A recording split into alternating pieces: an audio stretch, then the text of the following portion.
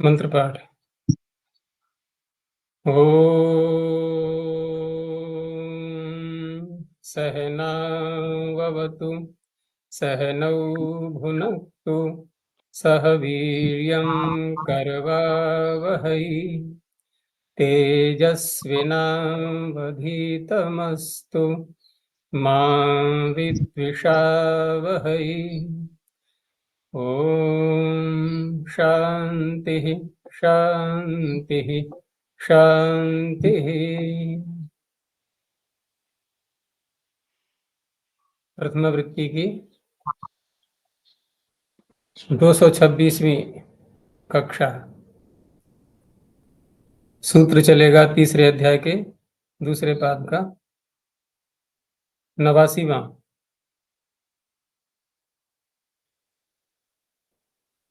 कोई प्रश्न है तो बोलो।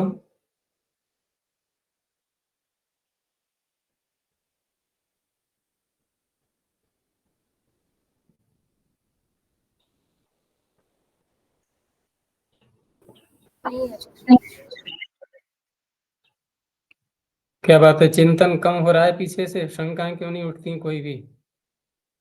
शंका न उठना ये अच्छा संकेत नहीं होता है।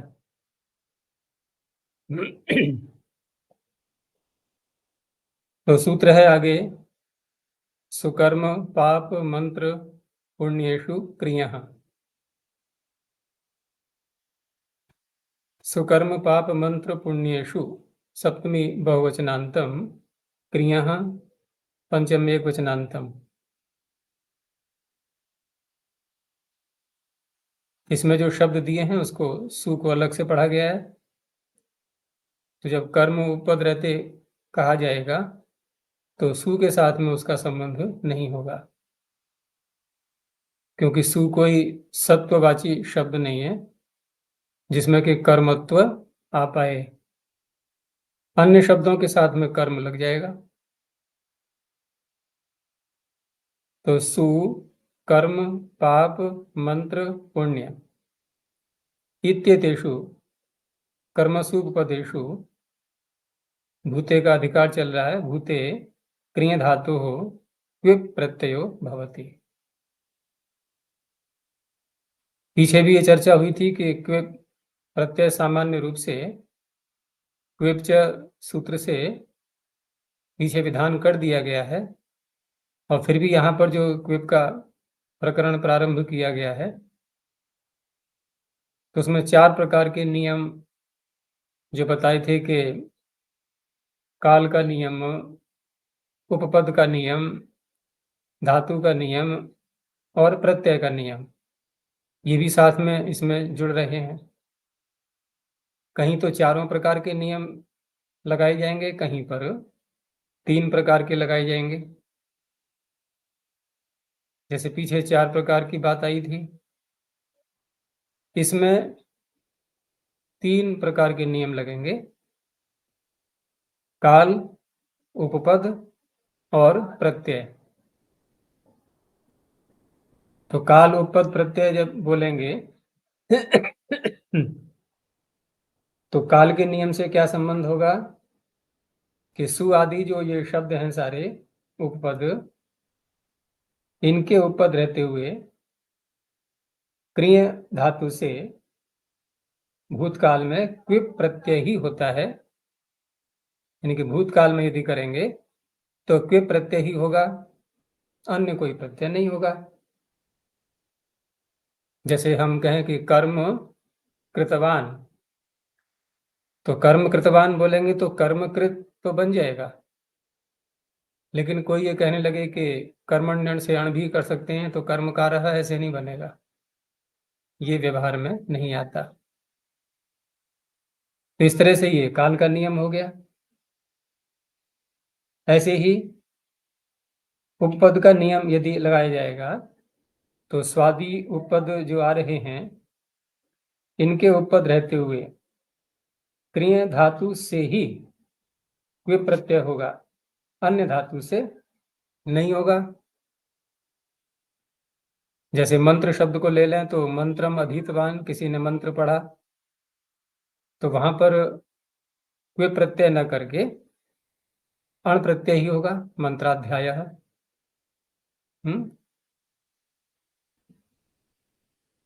तो ये उपपद का नियम हो गया। ऐसे ही प्रत्यय का नियम कि स्वादियों के उपपद रहते हुए क्रिया धातु से भूतकाल में ही क्विप होगा, अन्य किसी काल में नहीं होगा। तो वहां पर मंत्रम करोति या मंत्रम करिष्यति ऐसे विग्रह करेंगे तो वहां मंत्रकृत नहीं बनेगा। तो केवल 3 प्रकार के नियम यहां लगेंगे। अब क्योंकि धातु का नियम इसमें छोड़ दिया गया है, तो धातु का नियम छोड़ दिया गया है, तो इन शब्दों के उपपद रहते हुए जो बात की जा रही है, तो अन्य शब्दों के उपपद रहते हुए भी क्री धातु से, यानी क्री धातु के साथ में ये उपपद नियम पूर्वक नहीं जुड़ेंगे। अन्य उपपदों के रहते हुए भी क्री धातु से कोई प्रत्यय हो सकता है। जैसे हम लोग बहुत बोलते हैं कि शास्त्र को बनाने वाला, तो क्या बोलते हैं? शास्त्रकृत, भाष्यकृत, ये बोले जाते हैं शब्द। तो 3 प्रकार के नियम रहेंगे यहाँ पर। अभी धातु धातु का नियम का मतलब हो गया कि धातु को बांध दिया गया इन उपपदों के साथ में, ये धातु का नियम कहलाएगा। अगर हमें धातु को खुला छोड़ना है तो हम इन उपपदों के साथ में नहीं बांधेंगे, तो उसे कहेंगे कि धातु का नियम नहीं रहा। अभी ये धातु बंधी नहीं किसी के साथ में, ठीक है ना। अन्य उपपद भी आ सकते हैं और धातु बंधेगी नहीं इन्हीं के साथ में, इसे कहते हैं धातु का नियम। तो भाष्य और शास्त्र आदि जो शब्द हैं, इनके उपपद रहते हुए भी कोई प्रत्यय कर सकते हैं। तो स्वयं इसके उदाहरण क्या बनेंगे? तो सुकृत, सुष्ठु कृतवान, अच्छी प्रकार से किया। ऐसे ही कर्म कृतवान, कर्मकृत पापम कृतवान, पापकृत मंत्रम कृतवान, मंत्रकृत पुण्यम कृतवान, पुण्यकृत। सिद्धि में कुछ भी नहीं है कि प्रत्यय पूरा हट जाएगा और तुकागम हो जाएगा। अच्छा जी, यहाँ धातु का नियम नहीं है, मतलब कोई और धातु आ जाए ऐसा नहीं है? नहीं, धातु और आ जाए की बात नहीं हो रही है। नियम उसे कहते हैं कि किसी शब्द को किसी के साथ में चिपका देना, जोड़ देना, तो बंधन में आ गई ना वो धातु। अब वो धातु बंधन में इन्हीं किन्हीं उपपदों के साथ में बंध गई, स्वतंत्रता उसकी छीन ली गई। अब स्वतंत्रता को हटाना है तो क्या करेंगे कि जो बंधन लगा था उसको हटा दो। तो बंधन क्या लगा है कि ये उपपद रहते हुए ये प्रत्यय होगा, उस बंधन को हटा दिया, तो उस अवस्था में अन्य उपपद भी जुड़ सकते हैं। धातु स्वतंत्र है अपने में। तो फिर ये उपपद का नियम हुआ ना आचार्य? नहीं, वो समझने में थोड़ा फेर है, और चिंतन करना, ये ऐसे ही नियम बोले जाते हैं। ये तो शंका अन्य स्थान पर भी तो होनी चाहिए थी। जैसे हमने काल के नियम की बात की, तो काल के नियम में मैंने ये कहा था कि सु आदि शब्दों के उपपद रहते हुए हैं क्री धातु से भूतकाल में ही, इनके भूतकाल में क्विप प्रत्यय ही होगा, अन्य प्रत्यय नहीं होगा। भूतकाल में क्विप प्रत्यय ही होगा, तो क्विप प्रत्यय ही होगा तो काल को बांध दिया ना हमने प्रत्यय के साथ में, कि भूतकाल में क्विप ही होगा। अब भूतकाल में हम अन्य प्रत्यय चाहें, जैसे गण प्रत्यय कर्म कृतवान, कर्मकार, वहां जो कर्मकार बनाना चाहें तो नहीं बनेगा। तो ये तो शंका सर्वत्र ऐसी होगी फिर। तो नियम जहां पर जो एव लगाते हैं, तो एव जो है ना वो किसी अन्य के साथ में जोड़ देता है उसको। तो सभी के साथ में ऐसी होगा, काल नियम, उपपद नियम, धातु नियम, प्रत्यय नियम, सर्वत्र ऐसे ही कहा जाएगा। और एक बार चिंतन करना गहराई से। लेकिन ये नियम सूत्र अब अगले सूत्र में भी है, ये वह पद जहाँ आता है वही नियम सूत्र कहता है ना। पति ही समास ये नहीं, वाला एव जहां होता है ना उसके उससे भिन्न को जोड़ता है। एव जहां आएगा उससे भिन्न को।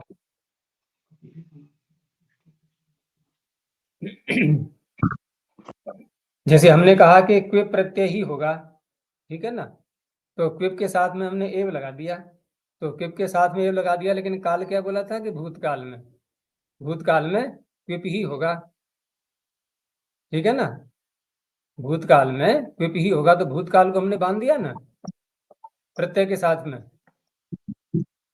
अब प्रत्यय के साथ में बांध दिया तो काल बंध गया। अब कि भूतकाल में अगर करना है आपको, अन्य काल में करो तो कोई बात नहीं, लेकिन भूतकाल में आपको करना है तो क्विप ही होगा, यानी कि अण नहीं कर पाएंगे अब भूतकाल में हम, तो भूतकाल बंध गया नहीं क्विप के साथ में। नहीं आया समझ में? भूतकाल को बांध दिया तो इसे कहते हैं काल नियम।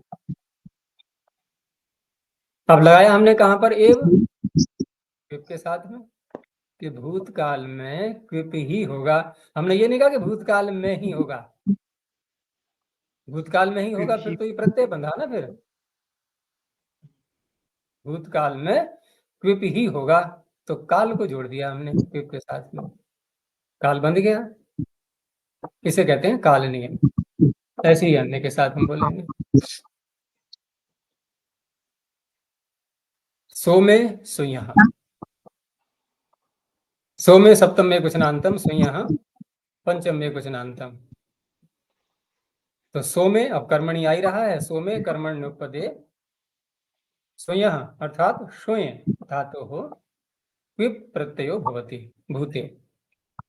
यहाँ चारों प्रकार के नियम लग जाएंगे, धातु, काल, उपपद और प्रत्यय, तो सब तरफ से पूरा पूरा बांध दिया गया।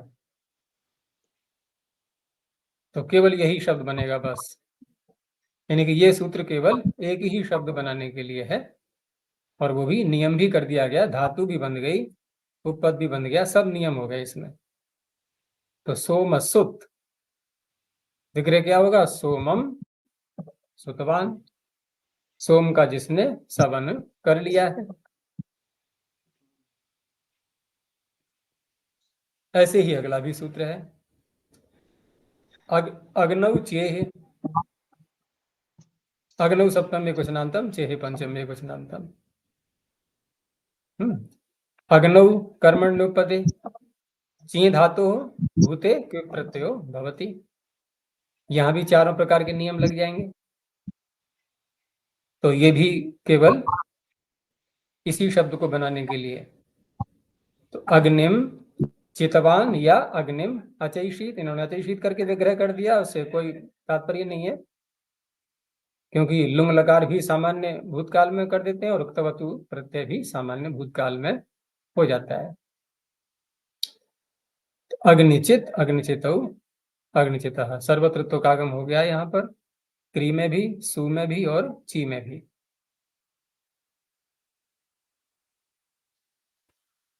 अब इस चेह को हम अगले सूत्र में भी ले जाएंगे।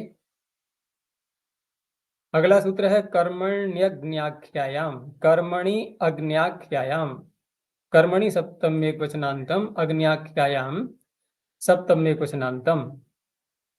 अग्न्याख्या, अग्ने है आख्या, अग्न्याख्या अग्नि की आख्या। अब सूत्र का हम ऐसा ही अर्थ करें ज्यों कहते हो जैसे कि शब्द हैं इसमें, तो संगति लगती हुई नहीं दिखाई देगी।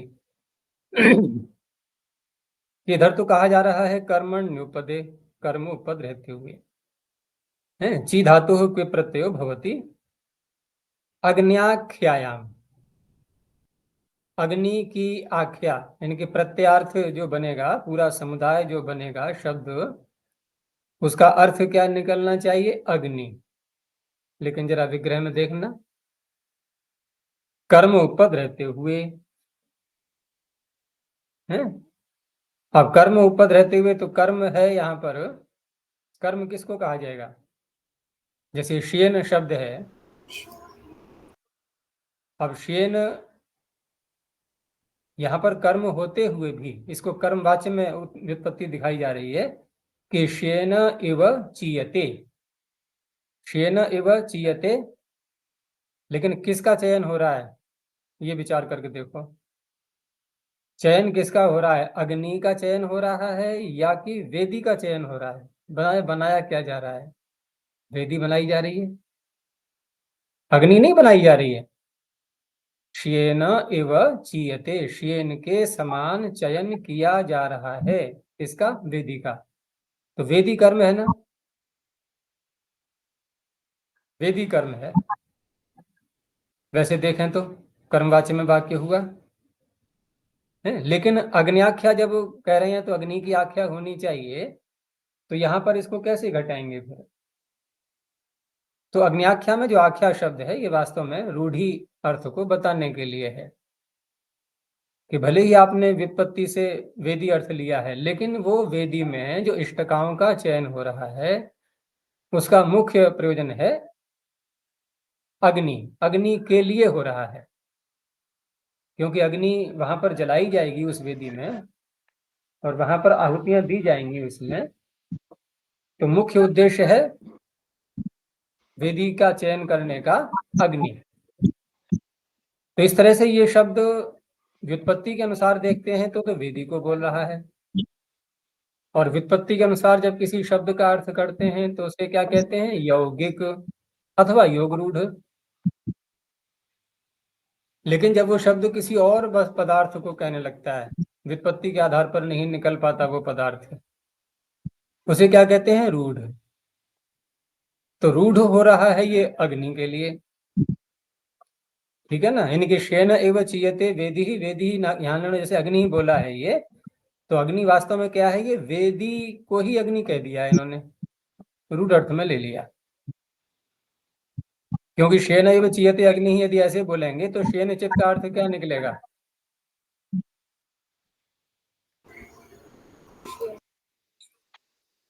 शेन के समान जो अग्नि, जिस अग्नि का चयन किया जा रहा है वही तो अग्नि कहलाएगी शयनचित फिर।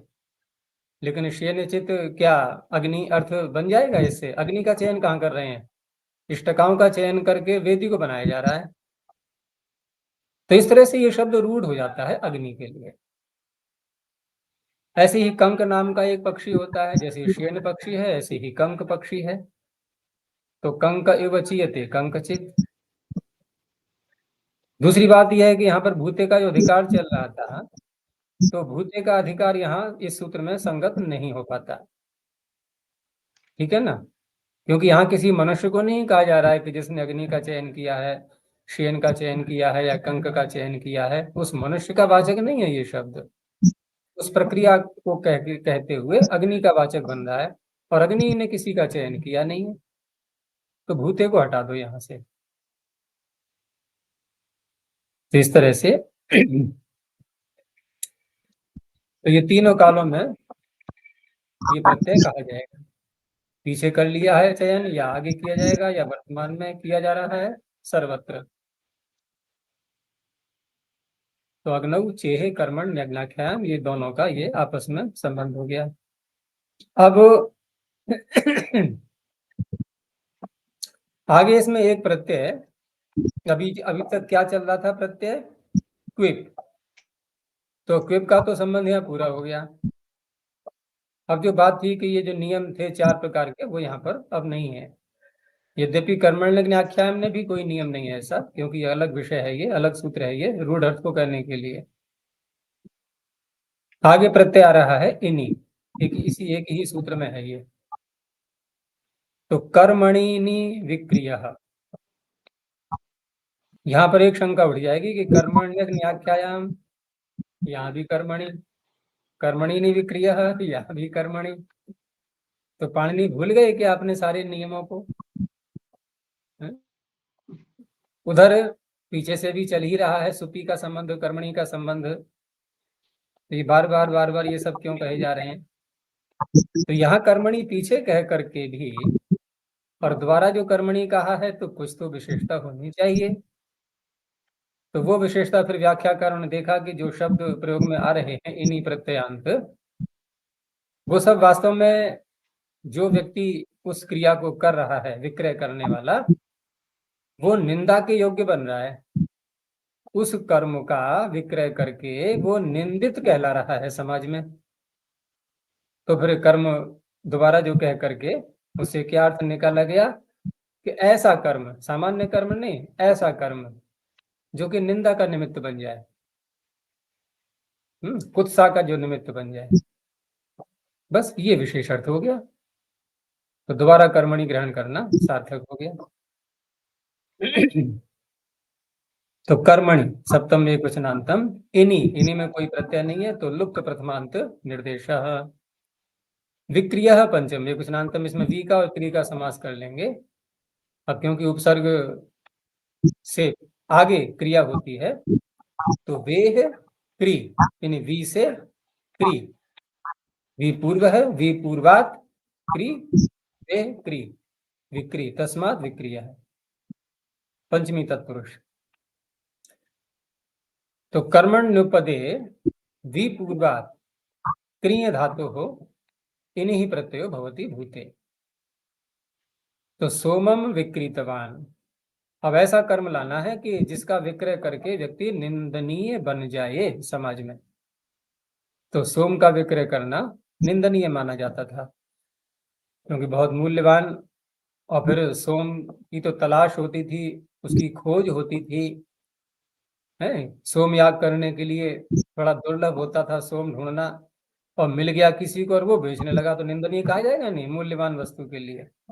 कहाँ तो लोग जो है तलाश कर रहे हैं उसकी, कोई बेच रहा है, वो महत्व तो नहीं समझ रहा है उसका, तो महत्व न समझना यही निंदा हो गई। ऐसे ही मद्य बेचने वाला समाज में वैसे भी निंदनीय होता है। अब रस विक्रय में रस से क्या ले सकते हैं, कोई मूल्यवान रस ही होगा, या सोम का रस ले लो। जब सोम बेचना निंदनीय है तो उसका रस बेचना भी निंदनीय है। अच्छा, नीचे टिप्पणी में लवण लिखा है इन्होंने। हाँ, दे दिया है वो, ठीक है, जैसा समझ में आया है। अब लवण भी उस काल में ऐसा रहा होगा, इतिहास की दृष्टि से देखें तो नमक भले ही वो एक सामान्य मूल्य की वस्तु होती है, और खाने में भी कम ही मात्रा में प्रयोग होता है, अल्प मात्रा में डालते हैं ना नमक। कहीं उदाहरण देना होता है, थोड़ा सा अगर कोई पदार्थ लेना हो तभी कितना चाहिए, कि बस वही नमक मात्र। तो नमक मात्र का तात्पर्य क्या हो गया, बहुत अल्प मात्रा में। लेकिन अल्प मात्रा में होने पर भी नमक को बहुत महत्वपूर्ण माना गया है। क्यों? क्योंकि अनिवार्य बन गया है वो खाद्य पदार्थों में, अल्प मात्रा में होने पर भी अनिवार्य है, तो मूल्यवान इस तरह से है वो महत्व की दृष्टि से। तो उसको भी बेचना अच्छा नहीं माना जाता था। दूसरा यह है कि कोई नमक मांग रहा है हमसे, तो हमारा कर्तव्य क्या बनता है कि हम बेचें नहीं, उसको यूं ही ऐसे ही दे दें बस, क्योंकि बेचने योग्य वस्तु ऐसी नहीं है ये। हाँ, कोई व्यापार करता है वो तो चीजें लग रही, व्यापारियों के लिए तो अगर नहीं बेचेंगे तो व्यापारी क्या होगा फिर उसका, फिर तो उत्पादन भी नहीं करेगा कोई, कि कोई लाभ तो होगा नहीं उसको। उत्पादन करो यूं ही बांट दो सबको, तो कोई क्यों करेगा उत्पादन। लेकिन पड़ोस में कोई मांग रहा है और हम बेचें उसको, उसको अच्छा नहीं मानते थे समाज, अब भी नहीं मानते हैं ऐसा। कहीं पड़ोस में अगर नमक लेने जाओ तो कीमत नहीं पूछी जाती है उसकी, न देने वाला न लेने वाला कोई कीमत की बात नहीं करेगा, बस यूं ही दे देते हैं। लेकिन और चीज मांगने जाओगे तो फिर थोड़ा व्यवहार करना पड़ेगा लेन देन का उसी प्रकार से। तो यूं भी ले सकते हैं रस, अगर लवण अर्थ में लेना ही है, नहीं तो सोम का रस भी, सोम का रस निकाला ही जाता है, क्योंकि आहुति सोम की नहीं दी जाती है यज्ञ में, उसका सवन करके, इसीलिए तो नाम सवन है उसका, सु धातु से बनाया गया है, सवन करके उसकी आहुति दी जाती है। तो यहाँ विक्री में इन्हीं प्रत्यय करेंगे, क्री को गुण और अयादेश। आगे सिद्धि उसी प्रकार से है, शौच से, क्योंकि एन आ गया ना, तो एन हन पुरुषार्यमणाम शु का ध्यान रखना होता है हमें, तो शौच से डील कर लेंगे। अच्छा जी, यहाँ विक्रिया में समास। विक्रिया में समास करेंगे वेह में पंचमी करके, वेह क्री विक्री। अब वेह क्री विक्री में कोई प्रश्न करे कि हम पंचमी कैसे आ गई, तो वी से उत्तर क्री, ठीक है ना। तो उत्तर क्या है, ये दिशावाची है, वहां पंचमी हो ही जाती है। अन्याराधित रखते दिक शब्द आ गया नहीं आ गया उसमें, तो वेह क्री विक्री, वी से उत्तर जो है अर्थ लेकर के उसी में छिपा हुआ है अर्थ वो। अब ये भी पता कैसे लगा कि हम वी से उत्तर ही लाएंगे क्री को, तो वहां भी सूत्र बैठा हुआ है ते उपसर्ग धातु से पूर्व होते हैं सूत्र के आप। ते प्राग धातु बोलते क्यों नहीं तुम लोग? मेरा ध्यान हट जाए, तुम्हारा भी, तुम्हारा पहले हटेगा ध्यान, मेरा बाद में हटेगा, है ना? तो ते प्राग धातु। तो प्राग धातु धातु में कौन सी व्यक्ति है? पंचमी। अब वहां पंचमी आ गई, हमने प्राग बोल दिया, प्राग बोला ना, तो धातु में पंचमी हो गई। अच्छा अब उल्टा कर दो इसको, ते प्राग धातु, हमने कहा कि धातु से पूर्व। अब उल्टा कैसे बोलेंगे कि वी से उत्तर, यानी कि उपसर्ग से उत्तर धातु, धातु से पूर्व उपसर्ग, उपसर्ग से उत्तर धातु। अब उत्तर बोले या पूर्व बोले, है तो दोनों दिशावाची, तो उधर भी पंचमी इधर भी पंचमी, तो वेह क्री विक्री, इस तरह से।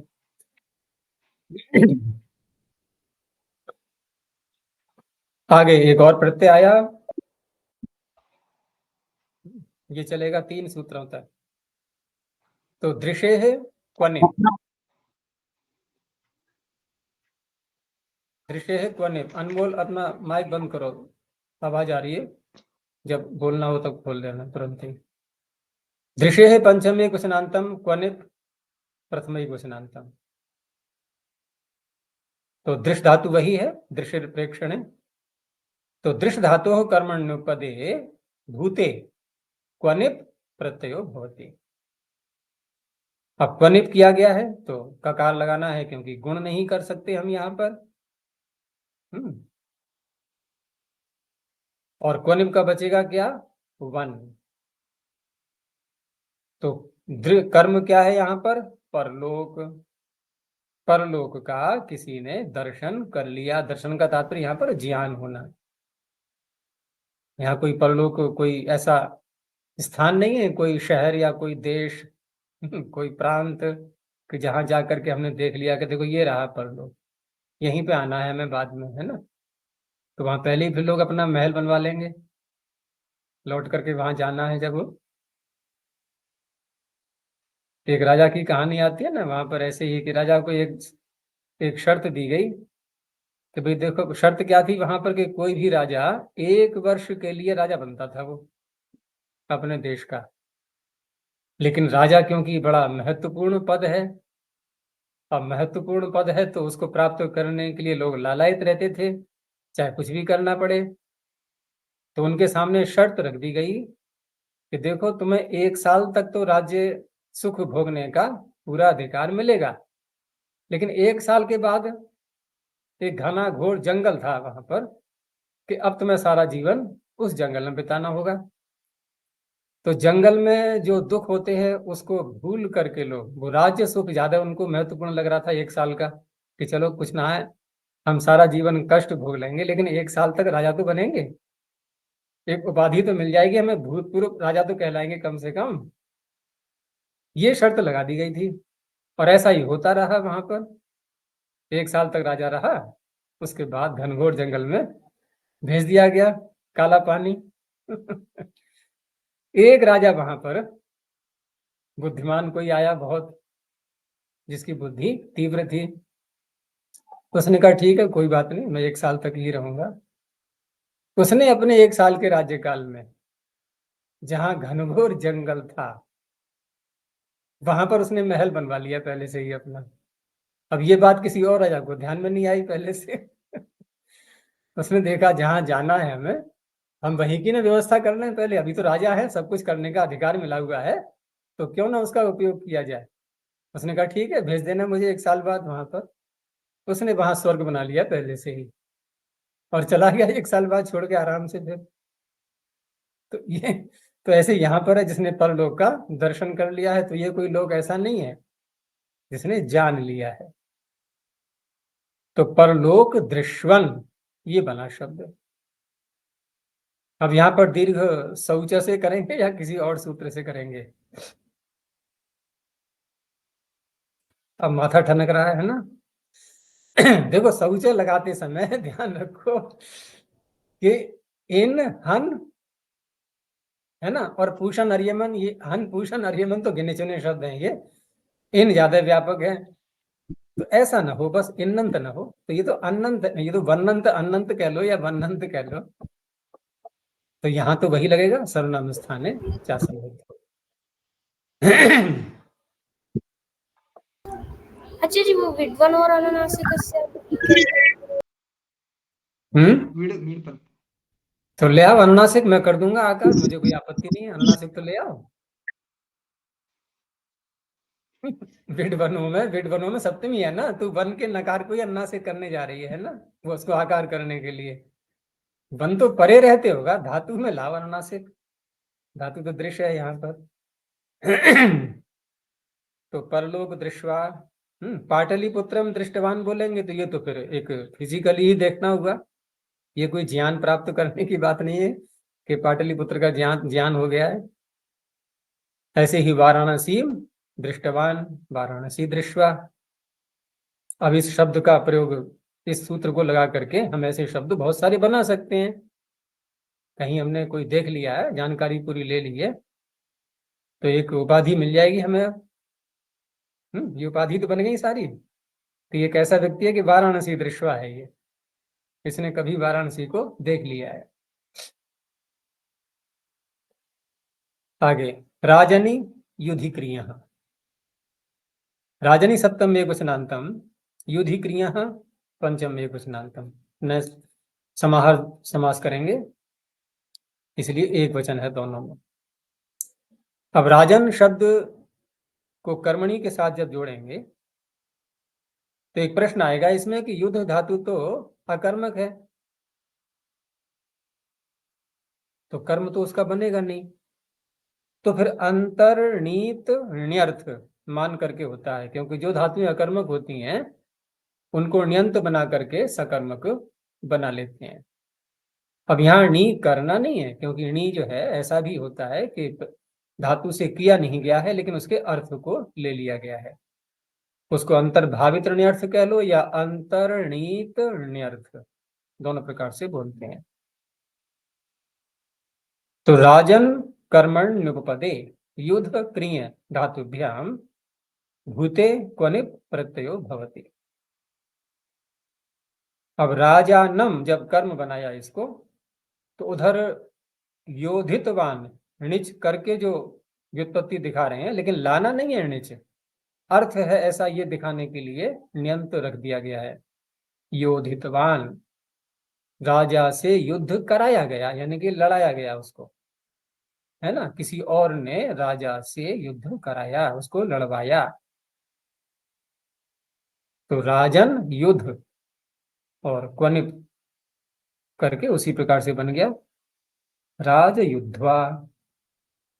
राजकृत्वा में अब क्री तो सकर्मक है, अब कैसे विग्रह करेंगे राजकृत्वा में? यहां भी कारितवान बोलेंगे?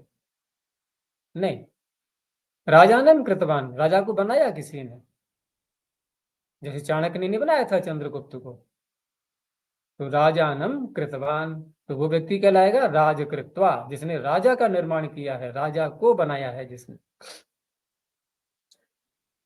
तो यहाँ पर पीछे जो हमने क्वनित किया था तो दृष्ट धातु थी, कोई ज्यादा परिवर्तन नहीं आया उसमें, गुण मात्र की ही निषेध हो पाया था बस। यहाँ पर गुण का भी निषेध हुआ है क्री में, और साथ में तुकागम भी हो गया है पित होने से क्वनिप के, क्योंकि क्वनिप का पित होना ये दृष्ट धातु में तो सार्थक हुआ नहीं कुछ भी, पित करें या न करें, लेकिन यहाँ जो है तुकागम हो गया राजकृत्वा। अब राजकृत्वा में ऐसा लग रहा है कि जैसे राजन शब्द है और क्री धातु से त्वा प्रत्यय कर लिया है, समान कर्तृक पूर्व काले, ऐसा नहीं है।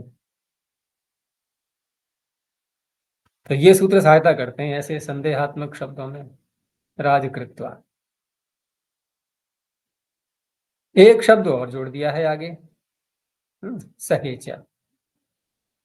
अब इसको अलग से इसलिए ले लिया है क्योंकि ये कर्म तो बनता नहीं है, सह अव्यय है ना, ये तो असत्वात्मक शब्द है, सत्ववाची नहीं है, क्योंकि कर्मत्व जो कारकत्व आता है वो सत्व में आता है, कोई द्रव्य तो हो, कोई पदार्थ हो ऐसा। तो सहे सप्तम में कुशनांतम चाव्य पदम, सह उपपदे, सह शब्द उपपदे युद्ध क्रिय धातुभ्याम क्वनि प्रत्ययो भवति भूते। तो विग्रह ऐसे ही करेंगे यहाँ पर। अब उसमें ऐसा भी नहीं है कि हम योधितवान करें, युद्धवान, सह युद्धवान, जिसने किसी के साथ युद्ध किया है मिल करके, तो ऐसा व्यक्ति कहलाएगा सह युद्धवा। साथ साथ कार्य किया है तो सह कृतवान, सह कृत्वा, ये बन जाते हैं शब्द।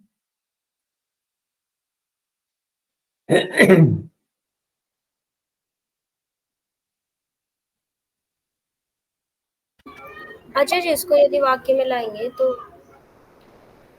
है? इसको वाक्य में प्रयोग करेंगे, वाक्य में प्रयोग करेंगे तो कोई बताएगा ना अपने को। जैसे कोई कहता है ना कि मैं देखो स्वतंत्रता सेनानी रहा हूं, ऐसा है वैसा है। कोई कह सकता है कि मैंने भी युद्ध किया है औरों के साथ मिल करके, है मैं भी योद्धा रहा हूं, कैसा, तो कि सहकृत्वा नहीं सहयुद्ध्वा। कोई कार्य किया है, कहीं पर विशेष कार्य कोई हुआ है, तो कोई कहेगा कि मैंने भी अपना योगदान दिया है इसमें, मैंने भी यहाँ पर साथ मिल करके इतना बड़ा प्रोजेक्ट ये जो बना है मेरी भूमिका है। तो मैं कैसा हूं कि सहकृत्वा, अहम सहकृत्वास्मि, मैं सहकृत्वा हूं। अब कोई प्रसंग आ रहा होगा सामने, उसे जोड़ेंगे उसको कि कौन से कार्य में बता रहा है, ये सहयोग दिया है, साथ साथ किया है। जैसे कि बड़े बड़े मैन्युस्क्रिप्ट जो जैसे हैं या अन्य कोई महत्वपूर्ण चीजें हैं, जैसे ताजमहल बना, बुर्ज खलीफा बना, तो कौन कौन वहां पर साथ साथ करने वाले थे। तो ऐसे कहीं भी प्रयोग हो सकता है, कोई ज्यादा व्यापक सूत्र नहीं है, ये सामान्य सूत्र ही है। व्यापक आगे आएगा सूत्र, और वो आएगा अन्य अन्येष्वपि दृश्यते, जो आगे आने वाला है। ये है बहुत व्यापक। ये इतना व्यापक है कि कहा तो जन धातु के लिए गया है, लेकिन ये अपी लगा देने से बहुत व्यापक बन जाता है फिर। तो आगे सूत्र है सप्तम्याम जनेर डह। अब यहां से डह प्रत्यय चलाएंगे। सप्तम्याम, सप्तम एक वचनांतम, जने ही पंचम एक वचनांतम, डह प्रथम एक वचनांतम। तो कर्मणि जो चल रहा था वो उसको यहां नहीं लाएंगे क्योंकि सप्तमी कह दी गई है। तो सप्तम्यंते उपदे जन धातु हो डह प्रत्यय भवति भूते। अब ये तो भूतकाल में कर रहा है, तो ये तो एक सामान्य सूत्र ही बनेगा, कोई ज्यादा प्रयोग इसका, हाँ जहां जहां सप्तमी का अर्थ निकल रहा है वहां इसको लगा देंगे ड प्रत्यय करने के लिए। और जन धातु से ड प्रत्यय करेंगे तो डित होने से डित्य भस्यापि टेर लोप, टी भाग का भी लोप करना होगा, भले ही भ संज्ञा नहीं है। तो जन का केवल जकार बचेगा और ड का अकार मिला दो उसमें। जैसे उपसरे जातः, उपसर एक शब्द जो है ये योग रूढ़ है, यानी कि जो प्रथम गर्भ धारण होता है पशु का, तो उसको बोलेंगे उपसर, प्रथम गर्भ धारण करना जो क्रिया है। और उसी क्रिया में कोई उत्पन्न हुआ प्रथम गर्भ धारण में, यानी ऐसा पशु या ऐसा बच्चा जो प्रथम बार प्रथम गर्भ धारण में जो जिसकी उत्पत्ति हुई है, उसका बनेगा ये विशेषण उपसर्जः। तो सप्तमी है यहाँ पर उपसरे जातः, उपसर्जः। जातः कहें या जातवान कहें। मंदुरा भी एक शब्द घोड़ों की शालों के लिए आता है, ये आकारांत है ये। तो विग्रह करेंगे तो सप्तमी में मंदुरायाम बनेगा, सप्तमी के एक वचन में। तो शब्द तो आकारांत है ये मंदुरा, लेकिन उदाहरण में देख रहे हैं हम तो मंदुर में ह्रस्व भी दिखाई दे रहा है हमें।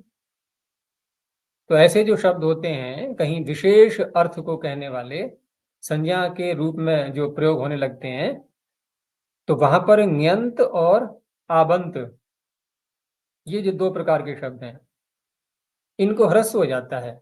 ज्ञापो हो संज्ञा छंदसोर बहुलम, छंद में तो हो जाता है, उसको छोड़ दो अलग, लेकिन लोक में हम देखेंगे तो संज्ञा कहीं पर बन जाती है, जब प्रसिद्धि को प्राप्त कर लेता है वो शब्द, तो उसको ह्रस्व हो जाता है। लेकिन कोई नियम नहीं है, बहुलम कह दिया है वहां, ध्यान रखना। ज्ञापो संज्ञा छंदसोर बहुलम। तो मंदुरा को ह्रस्व कर लिया मंदुर।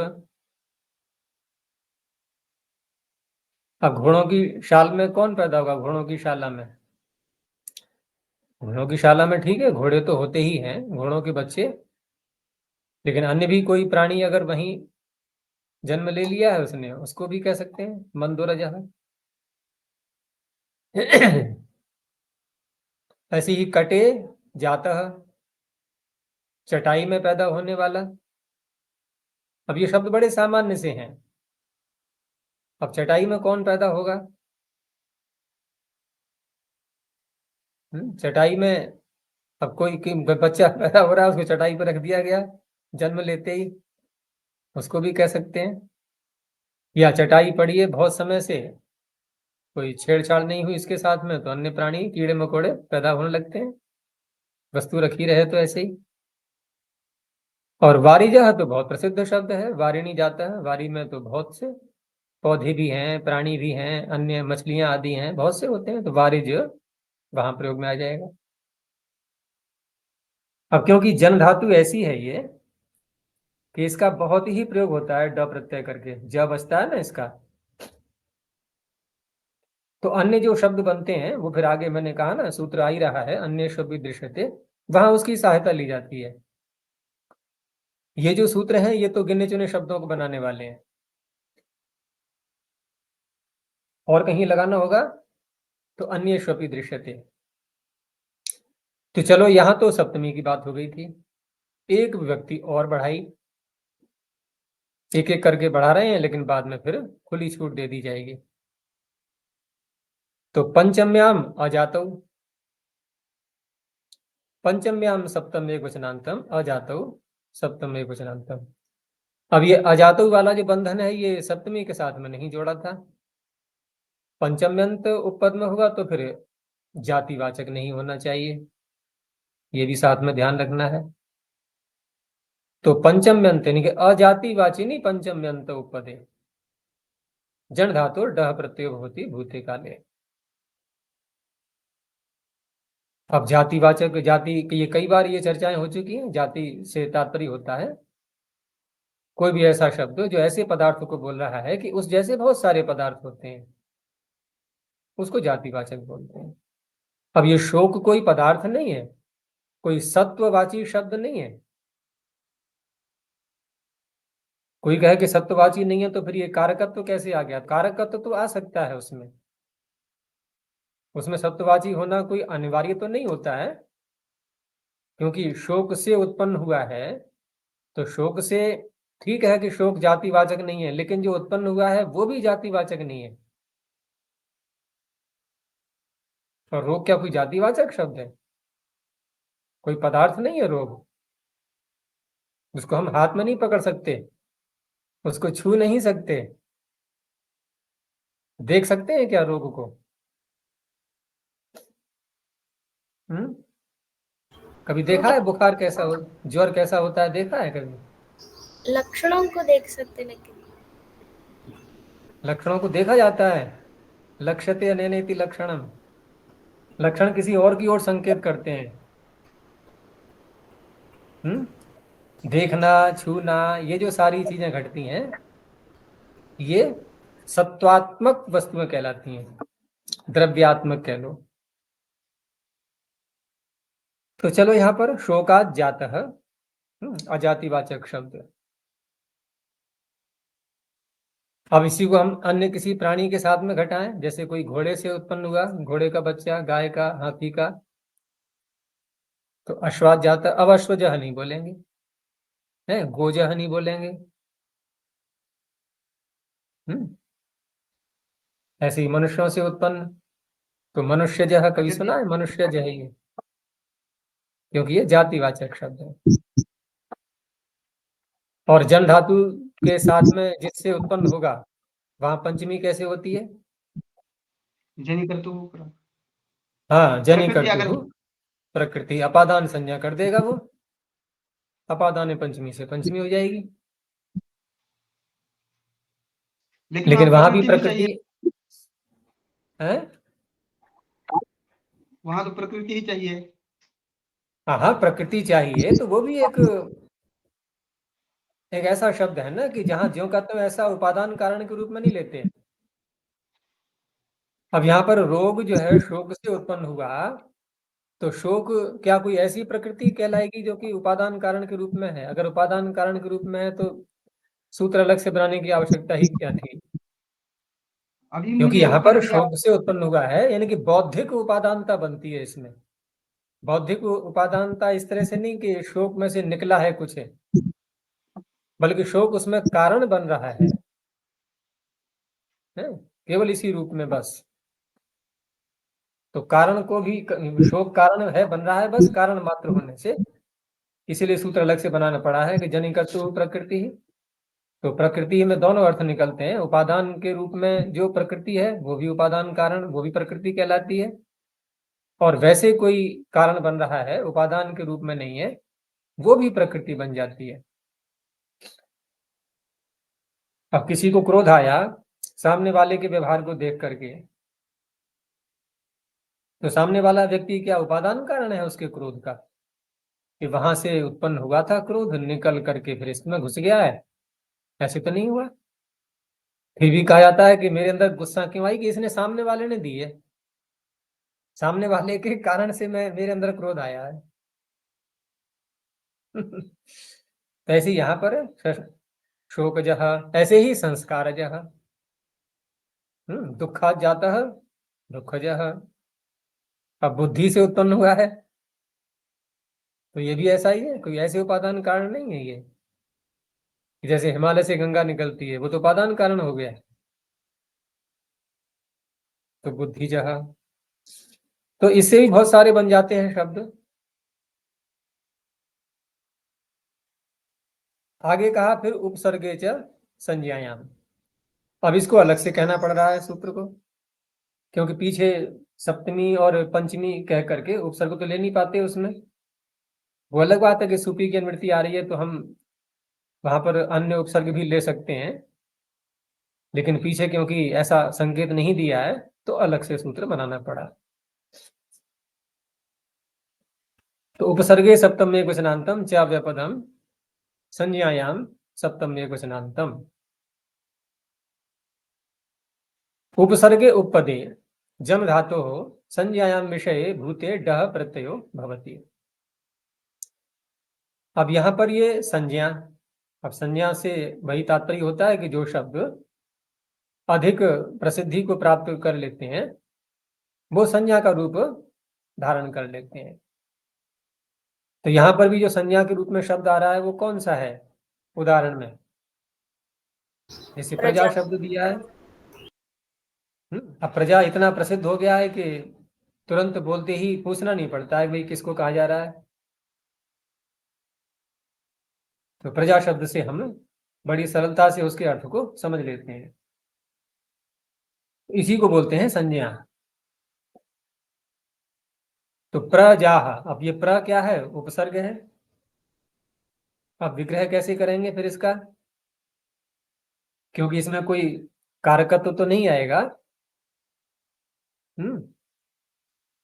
प्रकर्षेण, प्र का अर्थ प्राय करके होता है प्रकर्ष।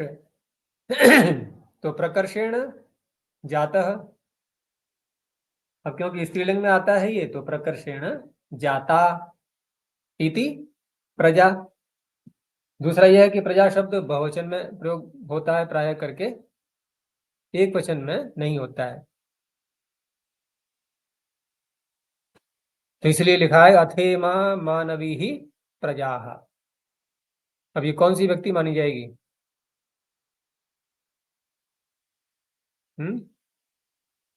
इमा, इमा मानवी ही प्रजा। तो इमा तो दोनों में ही आएगा, इयम इमे इमा, इमाम इमे इमा। तो क्रिया को देख करके पता लगेगा कि ये कर्ता के रूप में है या कर्म के रूप में है। ऐसे ही वयम प्रजापते है प्रजा अभूमा, अब पता लग जाएगा प्रजा में कौन सी व्यक्ति है। प्रथमा। हैं? प्रथमा। हाँ, प्रथमा का बहुवचन। हम प्रजापति की प्रजा है। विग्रह दे दिया है प्रजाता इति प्रजा, तो प्रकर्षेण जाता कह लो या प्रजाता इति प्रजा। तो इस तरह से ये ड प्रत्यय का हो गया। आगे एक सूत्र और रह गया था, उसको भी जोड़ दिया कि अनौ कर्मणि, अनौ सप्तम में कुशनांतम, कर्मणि सप्तम में कुशनांतम। अब यहां पर अनौ में भी सप्तमी, कर्मणि में भी सप्तमी है ही, तो कर्मणि का तो हम ठीक है जोड़ लेंगे कि कर्म उपपद में, द्वितीयांत शब्द उपपद में आएगा। अब अनु का संबंध फिर धातु के साथ में जोड़ेंगे। क्योंकि उपसर्ग तो उसमें कारकत्व नहीं आता है। तो कर्मण्युपदे अनुपूर्वात जने है ड प्रत्यय भवति भूते। तो इस तरह से जन धातु से पूर्व तो अनु का प्रयोग करना है और पीछे एक कर्म और लाना होगा। तो पीछे कर्म लाने के लिए अनु के योग में द्वितीया कर ही लेते हैं। तो पुमांसम अनु जाता। अब क्या अर्थ हुआ इसका? पुमांसम क्योंकि पुल्लिंग का शब्द है ये, और उसके बाद कोई उत्पन्न हुआ, तो ऐसा कोई बच्चा जो कि पहले एक और पैदा हुआ था, वो भी लड़का था, अब दूसरा लड़का है लड़की है, वो तो हम पुमनुजा भी कह सकते हैं, है ना। जो बच्चा पैदा हुआ है उसके पूर्व वाला पुरुष है, बस इतना तात्पर्य है उसका। दूसरा जो पैदा हुआ है वो पुरुष भी है स्त्री भी, दोनों कुछ भी हो सकता है, लड़का लड़की। लेकिन ये शब्द बनेगा कैसे? पुमांसम अनुजातः। तो अलौकिक विग्रह में क्या रखा जाएगा यहाँ बताओ? अलौकिक विग्रह में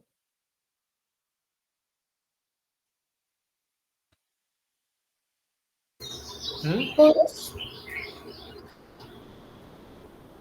अलौकिक विग्रह में रखो ना, अम प्रत्यय ला करके किसके आगे लाएंगे? अम। क्या शब्द है मूल? मैं इसलिए पूछ रहा हूँ, प्रश्न इसलिए कर रहा हूँ, मूल शब्द क्या है यहाँ? पुंस।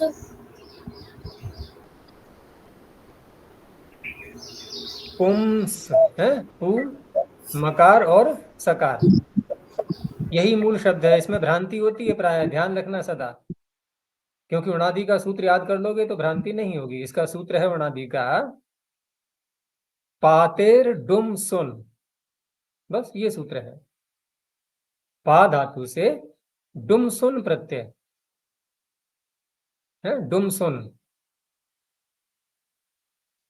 तो गुमसुम मत समझे ना, गुमसुम कोई खोया खोया सा रहता है, गुमसुम है कोई। डुम सुन है, डुम सुन डित है ये। तो क्या बचेगा इसका? क्योंकि डुम सुन में से डकार को हटाएंगे, उकार को और नकार को भी, तो उम्स उकार मकार सकार, और पा का टी भाग का लोप कर दो, तो पुम्स बन गया। नहीं, पकार में उकार मकार सकार जोड़ दो। अब पुम्स अम अनुजन ड, तो इधर तो बन गया अनुज। अब यहां पर जब अम प्रत्यय को हटा दिया गया तो पुम्स अनुजा, यही तो रहा। अब जब तक हम सकार ना हटाएं पुम्स में से, तो ये पुम अनुजा बन जाएगा, क्योंकि हमें पुम्स का पुम शेष रखना है। अब क्योंकि समास में आए हुआ प्रत्येक शब्द पद होता ही है, तो पद संज्ञा होने से पद के अंत में संयोग आ गया, संयोग आने संयोगांत से लोपः, सकार का लोप कर दो, तो पुमनुजा। स्त्री अनुजा का कैसे विग्रह करेंगे? स्त्रीम अनुजाता। अब इसका उल्टा हो गया ना, यानी पुमनुजा हो गया भाई के पश्चात पैदा बच्चा, बच्ची भी हो सकती है वो, और कन्या के पश्चात पैदा हुआ या पैदा हुई, बहन के पश्चात बहन या बहन के पश्चात भाई, दोनों में से कोई भी हो सकता है, उसे कहेंगे स्त्री अनुजः। तो इस तरह से ये शब्द अनु लगा करके जब बोलेंगे उसके लिए हो गया। अब अगले सूत्र से सारी उपाधियां हटा दी गई और कहा कि अन्येष्वपि दृश्यते। अन्येषु सप्तमी बहुवचनान्तम अपि अव्ययपदम दृश्यते क्रियापदम। अब अन्येषु में है सप्तमी, जैसे पीछे कर्मणि आदि जो शब्द आ रहे थे, ऐसे यहां पर जो सप्तमी आ रही है अन्येषु, तो इसको जोड़ देंगे किसी भी कारक के साथ में, किसी भी विभक्ति के साथ में, क्योंकि सुपी आ रहा है ना, तो कोई भी हो सकता है वो। तो अन्येषु अपि कारकेषु उपपदेषु या सुबंतेषु उपपदेषु, कैसे भी कह सकते हैं। अब साथ में अपि जो लगाया हुआ है, तो अपि के बिना लगाए भी हम अन्येषु कह सकते थे, लेकिन फिर भी अपि लगाया गया है। तो अपि ग्रहण करने से, क्योंकि प्रसंग चल रहा है जन धातु का, अगर हम अपि का अर्थ न करें तो जन धातु बोल दी हमने कि अन्य कारकों के उपपद रहते हुए भी जन धातु से ड प्रत्यय दिखाई देता है, ऐसा देखा जाता है, हम प्रयोग कर सकते हैं। लेकिन अपि ग्रहण कर दिया गया है तो इसका तात्पर्य है कुछ और भी विशेषता है इसमें, और भी कोई विशेष बात कहना चाह रहे हैं पाणिनि। तो वो तात्पर्य है कि अन्य धातुएं भी ले सकते हैं जन के अतिरिक्त। तो उदाहरण में दिखाएंगे ये। तो इस तरह से पीछे के सूत्रों को देखते हुए हम इसकी संगति लगाएंगे। तो पहले जो सूत्र आया था, सबसे पहले जहां से प्रारंभ हुआ था ये प्रकरण जन धातु का, वो सूत्र था सप्तम्याम जनेर्डः, अर्थात सप्तमी सप्तम्यंत उपपद में रहते हुए कहा था। लेकिन यहां पर अब अन्येषु कहने से सप्तमी को हटा दो, तो न जायते इति अजः। अब यहाँ क्या है, कुछ भी नहीं है, नहीं तो अव्यय है एक प्रकार से। और कितना प्रयोग होता है अज शब्द का, अजाम एकाम लोहित शुक्ल कृष्णाम बहुवी ही प्रजा सृजमानाम स्वरूपाः अजो ही एको जुषमाणो न शेते जहात्येनाम भुक्त भोगाम अजोन्यः। श्वेता श्वेत उपनिषद का है ये। तीनों चीजें आ गई हैं इसमें, ईश्वर जीव और प्रकृति। 3 बार आया है अज शब्द, अज अजा अज ऐसे करके। तो न जायते इति अजः। अब ये पूर्व सूत्र से सप्तम्याम जनेर्डः से लेकर के अब तक जो सूत्र आए हैं, कहीं से बन जाएगा ये? नहीं बनेगा। इससे बन गया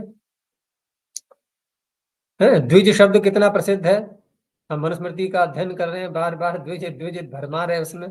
बना लो, किसी सूत्र से बनाना चाहो तो इसको मत लगाना, बनेगा ही नहीं। तो द्विर जाता 2 बार जो उत्पन्न हुआ है,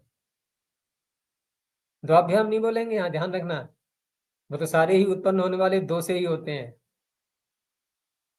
यहाँ 2 बार अर्थ होता है, क्योंकि द्वाभ्याम कह करके भी तो हम ये द्विज बना लेंगे। द्वाभ्याम जाता है द्विज है, तो कोई प्रश्न करेगा भाई एक से कौन होता है उत्पन्न? सब 2 से ही होते हैं। तो इसलिए द्विड़ जाता, सुच प्रत्यय करके द्वित्री चतुर्भ्यः सुच। तो द्विर जाता इति द्विजाः, बहुवचन का दिया है इन्होंने, द्विर जातः इति द्विजः, ऐसे भी कह सकते हैं। अगला सूत्र आया था कि पंचम्याम जातो, पंचमी में कहा गया था। आचार्य जी, हाँ त्रैमातुरः ऐसा शब्द आया था ना एक पीछे उदाहरण, 3 जनों से। हाँ ठीक है, ठीक है, त्रयी मात्रा आया, वहां जन धातु कहाँ है? 3 माताएं हैं जिसकी, ठीक है, लेकिन पैदा होने की बात कहाँ आ रही है वहां? माताएं कितनी बना लो, हैं? माताएं, भाई, बहन है, पिता भी बोल सकते हैं किसी को, बड़े को, सम्माननीय है कोई, पिता के समान है तो पिता कह देते हैं उसको। परमात्मा भी है परम पिता। लेकिन बात तो यहाँ उत्पन्न होने की हो रही है ना। तो पंचमी में कहा है और जाति अर्थ होने पर कहा है, लेकिन बिना जाति के भी, अर्थात जातिवाचक शब्द में भी अजाति में कहा है तो जातिवाचक को भी ले लिया, ब्राह्मण जह। तो ब्राह्मण जह में ब्राह्मणा जातः, ब्राह्मण जह ये जातिवाचक से हो गया। ऐसे युद्ध के लिए कहा गया क्षत्रियात जातः, क्षत्रिय जम, क्षत्रिय युद्ध हो गया। ऐसे ही अगला सूत्र आया था उपसर्गे च संज्ञायाम, उपसर्ग पूर्व रहते हुए संज्ञा में कहा गया था, लेकिन उपसर्ग पूर्व रहते हुए हम संज्ञा से भिन्न स्थलों पर भी कर सकते हैं। जैसे अभिजाह परिजाह ये कोई संज्ञावाचक नहीं है शब्द, संज्ञा के अर्थों कहने वाले नहीं है, बस अभिजाह केवल पैदा होने वाला कोई भी है उसको कह देते हैं, और परिजाह केशों को बोल देते हैं, बालों के लिए प्रयोग में आता है ये। ऐसे ही अनुकर्मणी, वहां पर कर्म में कहा गया था कर्म उपपद रहते हुए, लेकिन अकर्म में भी इन कर्म न रहते हुए भी, जैसे केवल अनु लगा करके ही, तो अनुज का कितना प्रयोग होता है शब्द का, छोटे भाई के लिए या छोटी बहन के लिए अनुजा, अनुज और अनुजा। ये सारी बातें हो गई। फिर अपी को खोला इन्होंने कि अब तक जो उदाहरण दिए गए थे सब वो जन धातु से प्रत्यय करके दिए गए थे, लेकिन अपी ग्रहण करने से अन्य धातुएं भी इसकी परिधि में आ गई, ड प्रत्यय की परिधि में। अब ये ड प्रत्यय बहुत व्यापक बन जाता है। फिर ये कहीं भी जहां धातु में टी भाग का लोप दिखाई दे रहा हो और शब्द अकारांत बन रहा हो, तो यही सूत्र लगाया जाता है अन्येष्वपि दृश्यते। जैसे खन धातु से किया गया है तो स्त्रीलिंग बनाया है परितः खाता, चारों ओर से जो खोदी गई है तो परिखा टाप कर दिया है स्त्रीलिंग में। तो यहां तक जो है ये सारा प्रकरण पूरा हुआ है। भूते का तो चल ही रहा है अभी। अब जो एक प्रमुख सूत्र है वो आगे आएगा, उसको देखेंगे। अब अभी यहीं तक रखते हैं। प्रणोध्वनि। ओ